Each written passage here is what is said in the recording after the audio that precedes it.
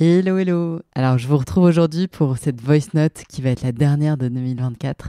Cette voice note un peu fin d'année, clôture, bilan et aspiration. Moi, j'aime bien un peu faire ça à chaque fois. Depuis, en fait, quasiment maintenant 6 ans, parce qu'en janvier, le podcast va avoir 6 ans. C'est complètement dingue. Même moi, en fait, j'ai du mal à réaliser qu'en fait, ça fait 6 ans que j'entretiens. Enfin, moi qui aime tellement faire des choses différentes et qui me lasse tellement vite des choses, j'en reviens pas de moi-même, si vous voulez, d'arriver à avoir toujours envie, en fait, de nourrir ce podcast et vraiment, en fait, me laisser traverser, porter par cette question un peu ultime, hein, qui est où est le beau, ce sujet duquel a découlé un écosystème de projets et aussi tant de rencontres, tant de compréhension, de savoir, de projets en même temps, voilà, certains qui ont abouti, d'autres qui étaient là pour donner le pas à quelque chose d'autre et puis disparaître, parce qu'en fait, c'est aussi ça les projets. Donc déjà, un immense merci à toutes celles et ceux qui écoutent depuis longtemps. Je sais qu'il y en a pas mal d'entre vous qui écoutent depuis le début. Beaucoup d'autres nous ont rejoints. Un immense bienvenue à celles et ceux qui nous ont rejoints il n'y a pas longtemps.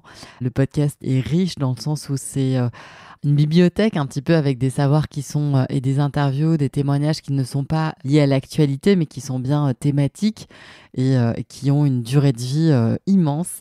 Donc voilà, n'hésitez pas aussi parfois dans ces moments un peu de vacances où on a un peu plus de temps ou alors où on va avoir aussi pas mal de trajets, de transports, à redescendre le fil de la chaîne et peut-être que vous allez découvrir des choses que vous avez peut-être loupées.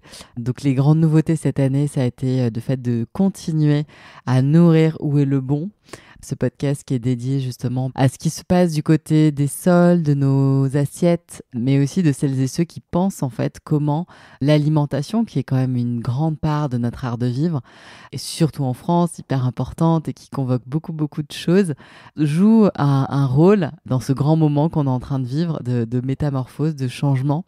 Donc ça, c'est quelque chose que je vais continuer à nourrir et j'espère aussi pouvoir rencontrer certains vignerons et des personnes aussi autour du vin, des spiritueux, des champagnes. Peut-être aussi qu'on se mettra à faire, là j'en parlais avec quelqu'un qui pourrait être partenaire un petit peu et avec lequel on pourrait collaborer parce que c'est vraiment quelqu'un qui a une expertise là-dessus, organiser peut-être des apéros Où est le bon à Paris. Donc ça va continuer évidemment Où est le bon l'année prochaine. Le petit nouveau de 2024, ça a été le Travel Guide et je suis très très contente de voilà, des lieux que j'ai visités et de toutes ces personnes que j'ai rencontrées à l'occasion de ces séjours. Franchement, c'était très riche et pour moi aussi une manière de partager des choses qui sont vécues, qui sont vraiment ces endroits de cœur, voilà, un peu précieux quelque part. Donc je trouve que le format podcast finalement est celui qui fait peut-être le plus honneur à une autre manière de se renseigner, de s'informer quand on a envie de voyager et puis pas uniquement de trouver un endroit beau ou un endroit voilà, qui a été cautionné par 150 000 avis avant nous sur les plateformes de découverte de séjours d'hôtel ou autres. Donc voilà, pour celles et ceux qui ont envie un peu d'être hors des sentiers battus et puis aussi d'en savoir peut-être davantage sur les personnes qui ont pensé et animent ces lieux et les activent. Parce que voilà, c'est vrai que quand on décide de séjourner d'une autre manière, dans des lieux et d'y passer du temps, et ben, c'est toujours sympa, je trouve. En tout cas, moi, c'est quelque chose que j'aime de savoir un petit peu qui sont les personnes qui ont monté ces lieux, les créateurs, les fondateurs, parce que ces lieux sont empreints en fait de qui ils sont. Donc forcément, on va aussi y goûter quand on va y séjourner. Il y a peu d'endroits où, en tout cas moi, je trouvais ces informations. Donc de la même manière que ces besoins un peu qui ont initié pas mal de projets que j'ai pu faire là ces derniers temps. Ben voilà, c'était un besoin qui était un peu non assouvi et que j'ai envie voilà, de partager, même si a priori un travel guide c'est quelque chose qui est papier avec des images, avec des adresses, avec des choses comme ça. Voilà, moi j'avais envie de proposer une autre version, un peu plus libre et sonore surtout. Donc voilà, j'espère qu'elle vous plaira. Et en revanche, vous avez évidemment à chaque fois dans les notes de l'épisode les informations principales et sur le compte Instagram aussi les images, etc. Donc c'est un un combo sur plusieurs plateformes qui vous permet d'avoir tout, mais décorrélé et puis surtout quand vous le souhaitez. Et c'est aussi un format qui permet d'être partagé facilement, etc. Donc voilà, c'est vraiment quelque chose qu'on va continuer à faire avec des lieux que je vais continuer à aller découvrir en 2025 et je me réjouis d'avance. 2024, ça a été aussi une grande année transformatrice pour moi au niveau perso. J'ai compris qu'il y avait encore, c'est un chemin infini, hein, évidemment, se connaître et comprendre ses besoins, identifier les moments où on se suradapte, essayer de voir comment on peut faire les choses pour que ça nous corresponde davantage, mieux et que ce soit plus fluide, surtout que ce soit vraiment plus fluide parce que c'est un peu moi là les grandes découvertes et les grandes nouvelles directions que je partageais avec vous cet été, hein. Il y a 6 voice notes dans lesquelles j'ai partagé un peu ce grand renouveau. Donc pour celles et ceux qui les ont pas écoutés, je vous invite à aller les découvrir. Je les ai postés, je pense, en août à peu près. Donc voilà, donc ça c'est quelque chose qui est profondément maintenant ancré en moi et qui me permet aussi de voir les choses autrement. Et ça a été d'une immense aide en fait. Ce début d'année 2024 un petit peu particulier avec le compte Instagram qui avait été piraté, puis pas mal de choses qui faisaient qu'il y avait obstacle, enfin ça faisait obstacle à ce qui était traditionnellement sur les rails. Et puis ce moment de pause a été super, vraiment pour moi, j'avais vraiment besoin de ça.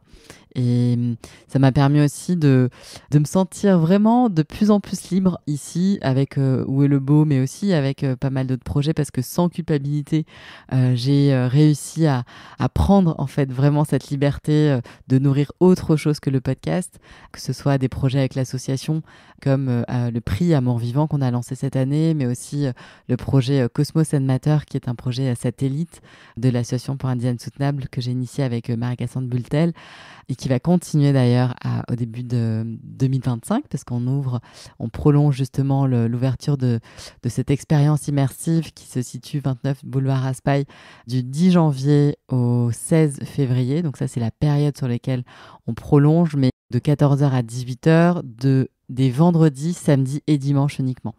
Voilà, donc ça, c'est un projet qui a surgi comme ça, qui nous a, je crois, vraiment traversé, appelé et qui nourrit énormément l'association aujourd'hui, qui colore beaucoup de choses et qui, moi aussi, là, m'a permis de voir les nouvelles directions et les nouveaux axes que j'ai envie de mettre en place et d'engendrer pour 2025. Donc, un grand merci à ce projet d'être venu jusqu'à nous et un grand merci à toutes celles et ceux qui, partenaires, bénévoles, mécènes, etc., nous soutiennent l'association, soutiennent cette envie d'un mode de vie beaucoup plus soutenable où il n'y a pas d'impasse sur le beau et où en même temps on arrive à vivre à la fois dans des intérieurs qui sont non toxiques et aussi avec des matériaux qu'on honore et qui permettent aux énergies du monde et aux lois universelles de jouer leur rôle, leur plein potentiel et d'être à notre contact comme ça, même dans nos intérieurs dans lesquels on passe énormément de temps. 90% de notre temps quasiment, donc c'est énorme. Donc il faut se soucier de tout ça et c'est vraiment ce qu'on a envie de faire désormais fort. Donc franchement, vous allez sûrement continuer à entendre parler de ces projets-là en 2025, évidemment. Et peut-être aussi 2 mots sur les interviews, sur peut-être les directions du podcast Où est le beau, qui vont rester toujours autour en fait de cette question de la relation, de notre perception du beau et de tous les enjeux qui gravitent autour. Et donc on va continuer cette navigation avec panache, j'espère, dans toute cette sagesse et tout ce que le beau un peu a à nous offrir et à nous révéler. Donc je crois moi beaucoup que 2025 ça va être une année encore plus de révélation quelque part, de prise de conscience profonde sur plein de sujets et on l'a déjà vu énormément là ces derniers temps. Ça va vite en fait, ça va super vite. Il n'y a pas de retour en arrière.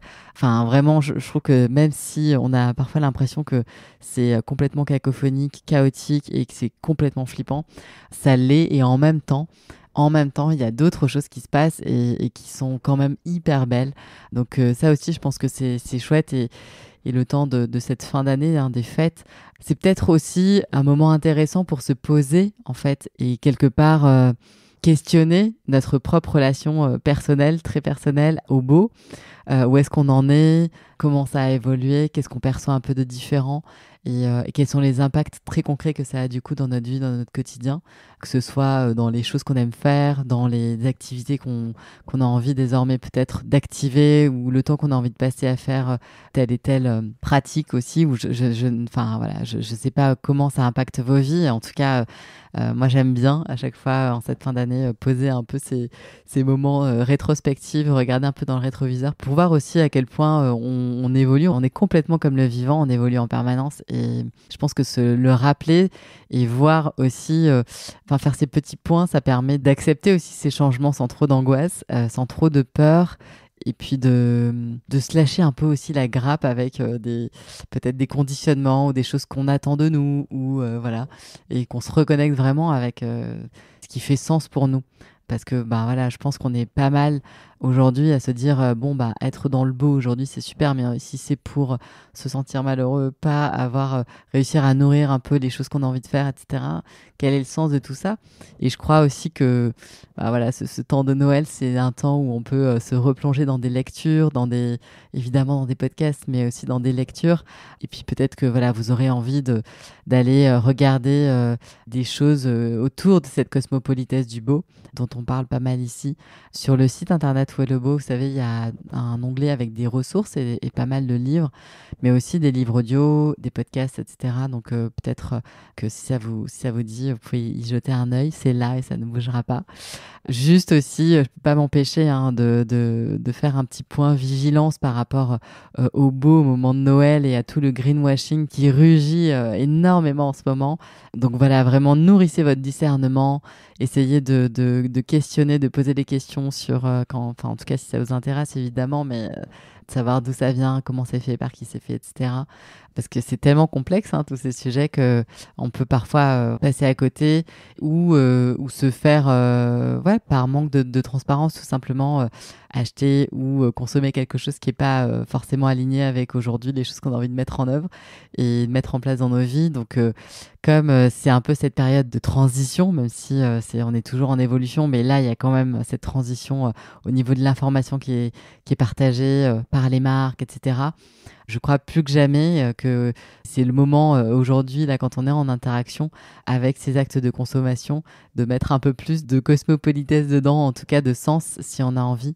Et peut-être aussi que les repas de famille et que tous ces moments qui sont aussi challengeants que joyeux, souvent, pourront être aussi pour vous le fait de ressentir quelque part un peu ces sentiments collectifs qu'il y a derrière les choses, derrière les peurs, derrière les angoisses de tout un chacun. Mais peut-être que ces moments aussi en famille et avec nos proches sont assez fertile pour partager aussi des envies en devenir, des choses qu'on perçoit un petit peu de l'évolution, soit de notre famille, soit de notre groupe d'amis, soit aussi partager même nos propres cheminements un peu perso. Mais en tout cas, je trouve que c'est des moments où on se retrouve et dans ces moments où on se retrouve, ça favorise un peu ce sentiment collectif de renouveau sur des sujets comme le beau, comme le bon, et qui modèle quand même pas mal les pans de nos vies. Donc, c'est en faisant circuler que aussi ça se passe et que ça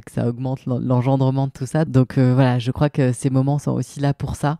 Et c'est aussi dans ces moments que tout ce qui est aujourd'hui pas mal partagé sur peut-être plus de liens, moins de biens, toutes ces choses-là un petit peu punchline, qu'est-ce que ça veut dire en fait, comment ça atterrit dans nos vies? Et c'est à travers les liens, moi je crois que on peut faire sens aussi que à travers certains liens, on a envie de davantage prendre soin, on a aussi envie peut-être de cultiver des liens qui libèrent. Bref, vous aurez compris, tout un tas de choses qui, je pense, voilà, on peut se souhaiter ça, de le vivre malgré les turbulences qui nous secouent partout dans le monde. Mais à nous aussi de nous créer ces petites bulles de résistance Et moi, je crois assez au fait que ce sont les énergies qu'on nourrit qui nous reviennent en boomerang quelque part. Ça, c'était vraiment mon grand apprentissage du début d'année, hein, avec tout ce que je vous posais là sur le fait que j'avais plus envie de nourrir ces énergies de colère liées à quelque part énormément de choses qui sont venues enfermer le beau et le rendre insoutenable à certains égards et à beaucoup, beaucoup d'endroits malheureusement de nos vies et de nos choix de consommation, mais de nourrir au contraire en fait ces envies d'autre chose pour que ça surgisse, pour que ça fasse aimant avec d'autres qui, j'en suis sûre qu'on n'est pas les seuls en fait à avoir envie aussi que de ce chaos surgisse quelque chose dans une valence beaucoup plus haute, un beau qui soit beaucoup plus lumineux, qui rayonne et qui nous nourrisse en fait. Donc ça, on en parle énormément, on va continuer. D'ailleurs, préparez-vous parce que à la rentrée, on a un épisode avec une personne qui est absolument très très très importante pour moi parce que il y a 3 ans quand j'ai découvert son livre, son livre a changé ma vie et m'a complètement précipité une envie de comprendre de manière très profonde en fait le sujet de la matière, etc. Et j'ai la grande chance d'avoir 3 ans après pu interviewer cette personne. C'est une conversation qui est d'intérêt général, c'est une conversation qui est très très importante pour nous tous.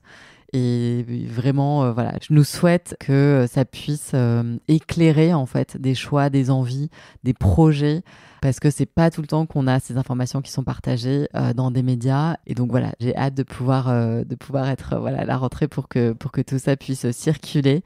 Et juste avant de vous quitter, j'en profite pour vous partager quelques recherches, que ce soit pour moi, mais aussi pour l'association pour un design soutenable qui aujourd'hui voilà, va se structurer différemment, va grossir et a besoin justement de profils de talents pour la rejoindre. Donc du coup, voilà, j'espère que vous m'en voudrez pas, mais je fais ma petite liste Père Noël parce qu'en fait, je vois que ça fonctionne très très bien quand je partage des choses et que ça nous met en lien. Donc j'y vais du coup.